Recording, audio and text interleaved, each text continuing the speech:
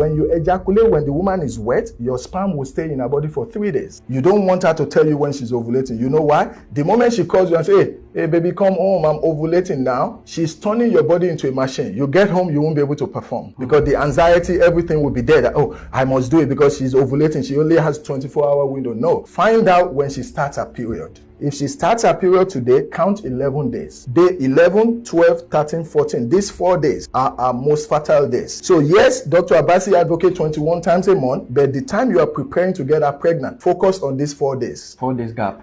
4 days gap. 11, day 11 from the day she starts her period, 11, 12, 13, 14. These 4 days, she's going to fertilize. She's going to ovulate. That egg is going to come down. When that egg comes down, the egg is only going to wait around for 24 hours. Guess what? It's waiting for your sperm or my sperm. So if you have had sex on day 10, on day 9, you may have exhausted some of your raw material. So prep your body for that 11, 12, 13, 14. Eat well, sleep well, even if you're at work. Take it lightly, knowing that, hey, these 4 days, I want to be able to perform. And the good news is this, you don't have to have sex without all the 4 days. When you ejaculate, when the woman is wet, your sperm will stay in her body for 3 days. So if you meet with her on day 11, and she's wet, you've deposited day 11, 12, 13, you've covered it. So even if you travel at the end of day 11, she can still have your baby on day 13, pregnant for you. So that's why foreplay is important. What is the opposite? If you have sex with her when she's not wet, your sperm dies. That wetness is what keeps your sperm and my sperm alive. Are you serious? Yeah, your sperm and my sperm is a living being. It needs to feed on something for those 3 days that it will stay there. It needs the juice. Wow.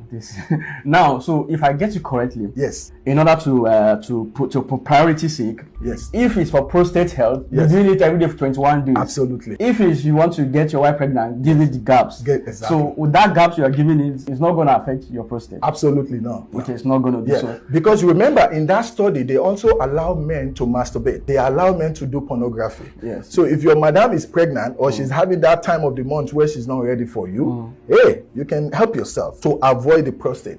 But when we're talking about expecting the fruit of the womb, day 11, 12, 13, 14, 4 days after a period, 4 days are the days that she's most fertile. And for every woman, their sign of ovulation differs. My wife, it could be breast tenderness. Your wife, it could be waist pain. Some women, it could be vaginal discharge. It's different. But that egg, when they ovulate, they can only make 1 or 2 eggs, by the way. That egg is only going to wait for 24 hours. If it doesn't see your sperm, it breaks down and is getting ready to be the next menstrual cycle. So make sure you go to her day 11, make sure she's well turned on, and when she's wet, boom, do your job. Your semen, your sperm will stay in her body for 3 days. Wow. Now, someone may be saying, how do I be able to do sex 21 days? How possible is that going to be for you to have sex continuously in a month 21 times?